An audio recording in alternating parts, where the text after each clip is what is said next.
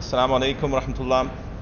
Hello everybody, this is Umar Shariff here. With me today we have a distinguished personality, Mr. Syed Shafiullah Saheb from the Janata Dal Secular Party.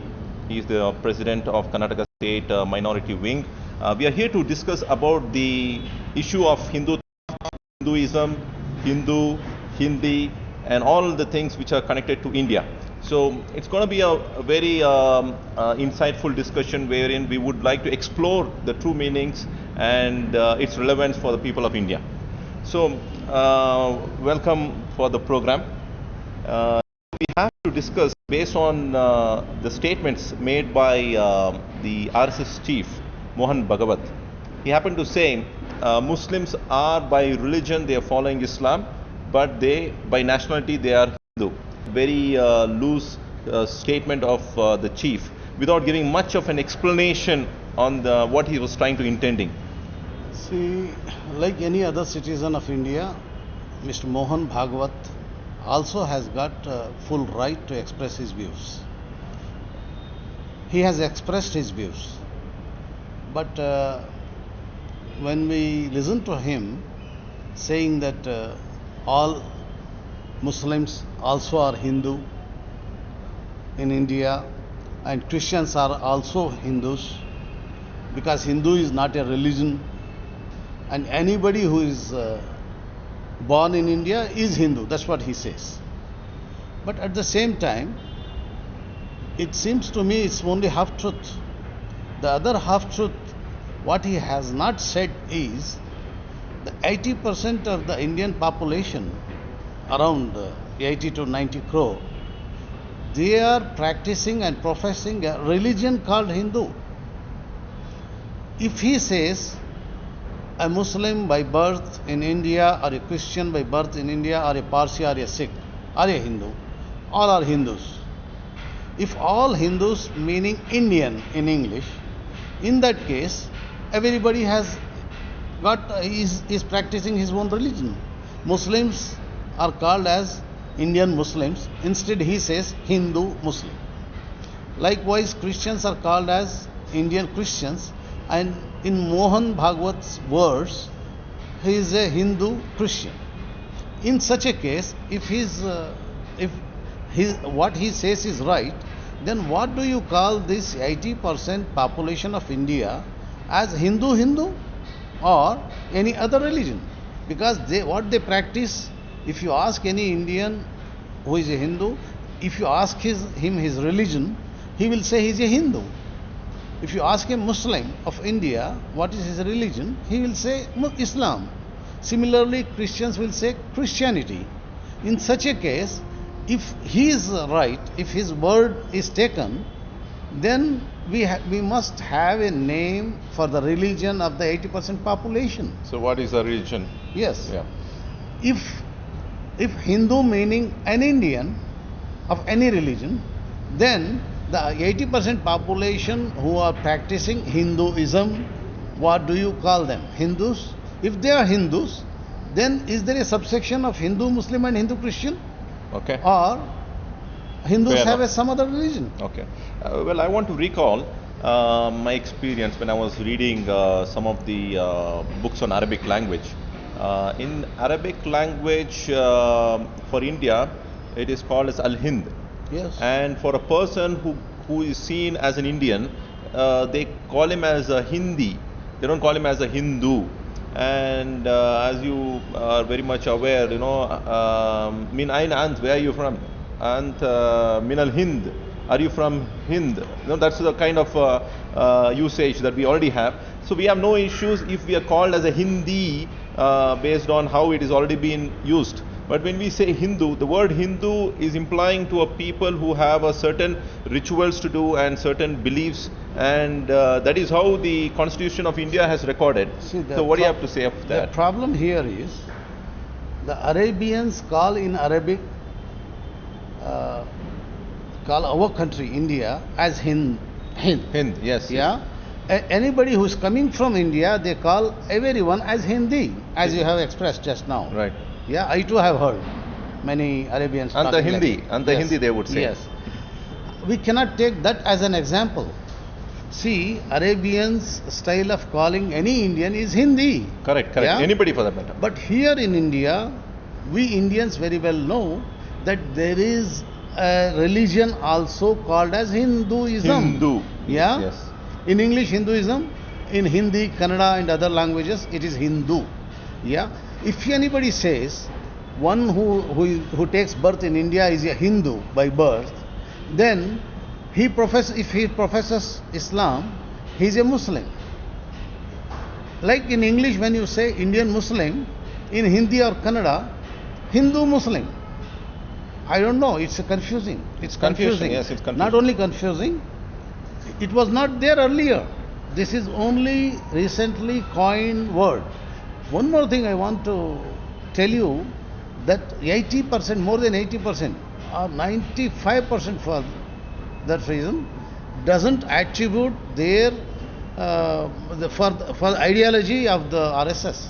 This is RSS and the RSS chief Mr. Mohan Bhagwat, who is expressing that anybody born in India is a Hindu, and even Muslims are Hindu by birth. So, Christians are, so the majority don't accept his interpretation. More than 95%. They don't Only accept what he says. 3% Okay. or maybe 5%. Okay.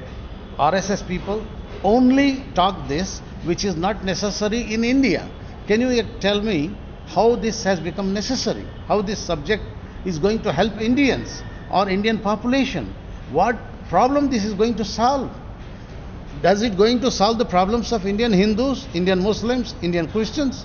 No. Does it going to create any kind of bond between our Indians? No. This is a new thing which is being coined and thrown out for people to keep discussing and wondering and being confused, getting into confusion. Yeah, they are actually misleading or confusing people by giving some loose explanations which cannot be comprehended most of the times.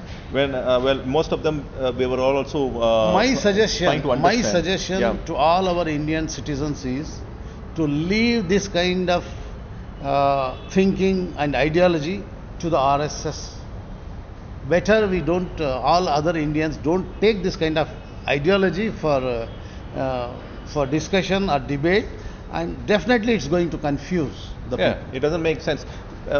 We have also heard to the term like Hindu Rashtra, Yeah. and they also say we are only calling towards nationalism and Indianness. If they want to talk about Indianness, I think every Indian, irrespective of what religion he is following, he has a sense of Indianness in him. His language, his culture, his dressing style, the food that he eats, everything has got some Indianness. Not necessary. See, a person who is an Indian is an Indian. What he wears, how he speaks, and what religion he professes, which language he speaks, makes no sense, doesn't make any difference. Irrespective of what he speaks. Of all those things, if he's an Indian, he's 100% Indian. And I don't think that somebody has to tell him what to wear, how to eat, what not to eat, and all those things. I don't think that right has been given to anybody under our constitution. Our constitution of India very clearly says all Indians have equal rights. That means either Mr. Mohan Bhagwat or myself or yourself have no right to express our views about others, how they have to live, what they have to speak, what they have to be called, and how they are going to be Indians and how they are not going to be Indians. Every Indian is 100% Indian, and every Indian Muslim is 200% Indian. You know why? He chose to be here. Because when our country was partitioned, they didn't leave our motherland. One. Second, So they were put to test. Please remember one thing very, very important. I want to stress that anybody who has fought for the partition of our country, my motherland, if anybody has fought for the partition, he, no matter what happened, he never stayed here. The moment my country was partitioned, he ran away. Anybody who stayed back is the one who has fought for no partition, for one Rashtra, for one motherland, not to at any cost. He was not agreeing for the partition. That's why he stayed back. That means he has 2 times love than any other Indian, because at the same time when his brethren are running away, because one more country was partitioned and created, and they were told there is going to be very nice country and all that at that point of time.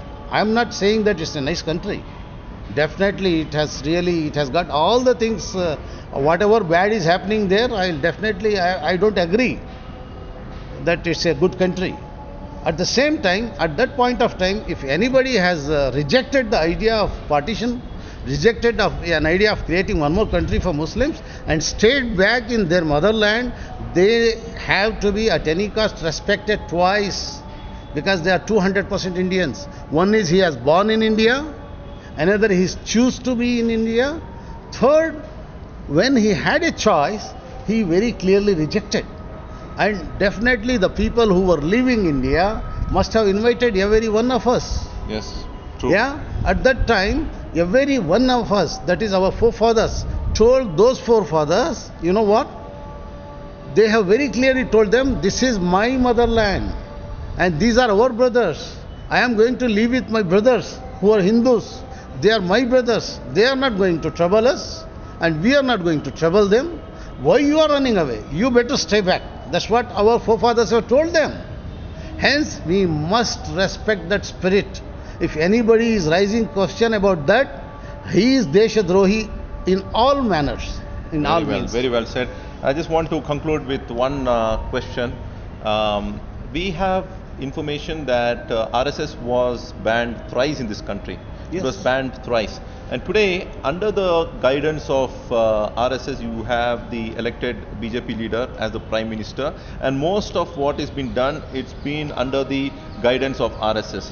What do you have to comment about this? How do you think the Muslim population, while we are almost 15 to 16%, and the other Hindu population all put together, we have not been able to get another party head who is able to be more secular, but we have got a leader who is under the guidance of RSS. What do you say about this? Well, your words saying that the Prime Minister and the whole cabinet and all the BJP is under the guidance of RSS, I don't agree. You know why? Because it is RSS. So it's not RSS. under guidance. It is RSS. They are all graduated from the same ideology. True. And they have to work under that ideology. What people are seeing as Mohan Bhagwat, Mr. Mohan Bhagwat, are RSS people guiding them, it is only for people's sight. They are seeing it. But from inside, they are going to do the same thing what RSS wants, even if RSS doesn't guide them. Because they themselves have got graduated from the same place. How can RSS teaches them? It has already taught. And the people who have got graduated from the same college, where RSS is still studying, they only are ruling our country. So why do you think this kind of scenario has come, when you say that majority of the Hindus don't agree to what the RSS says, but how is that they are able to rule this country? Well, the problem is, see, in our democracy, the electoral system has got certain rules. Yeah, they have created a party. RSS has created their political wing, BJP, as a party, which is agreeing to the democratic norms and conditions under the constitution. Yeah, and acting on that, they have put all their efforts to see that they get elected, and they made people to believe, and they have promised several promises to the people, which has, for past 3 years, they were not able to take up any of the issue what they have promised in their manifesto. But they are doing the job of what RSS has taught them. The ideology of RSS is in progress, and whatever the progressive work is there in India, it is in standstill. Yeah. They are not concerned about that. And how they got elected is by promising the population of India that they will bring 15 lakhs for each of the citizen and several similar things. And now nothing has happened. And believing that, there are many poor people who have voted. And their belief is now taken for granted. And now the party's head, Mr. Amit Shah, is telling those are only words, it should not have been believed. It is only Jumla. Jumla, that is only That's the word sentence. he said. Yeah. And you should have taken a sentence. He's telling the whole public Yeah. who believed them, Yeah. telling that why did they believe? And the public is not reacting enough. No, see, not reacting means public is not. I don't think Indian public is not mature. They are very well matured. They are noticing it. They are watching it. Definitely, they are going to teach a lesson Inshallah. in coming elections. Okay. And in our democratic setup, once elected with the majority, they have the right to rule the country, and they are ruling the country. But only thing is they are going back from the promises they have made to the population of India, which is really condemnable, very much condemnable. Okay. And our citizens of India are not going to pardon BJP for not fulfilling the promises they have made. Okay. So I think we will have to conclude with that, inshallah. It was really a wonderful discussion we have had on a very interesting topic. We'd like to have in the coming days some more discussions on various topics. I want to tell you one more thing. Yeah. In Karnataka, Yeah. see, my party is secular, a secular party. Janata Dal Secular. Janata Dal secular. Last time when our Sri H.D. Kumaraswamy was the chief minister, in 20 months he has given such a good governance that people still remember and talk about that. And this time, definitely, we are seeing that people will elect our party for the governance. We wish you all the best. Our Sri H.D. Kumaraswamy, under the guidance of Sri H.D. Devegowda, who is the former Prime Minister, and he is the most secular leader in India. And under his guidance, Mr. H.D. Kumaraswamy is going to give very good governance to Karnataka. Okay. And in coming elections, our party is going to win. Okay. And we are going to govern the state. We wish you all the best on that. Thank you Thank you, very sir. much.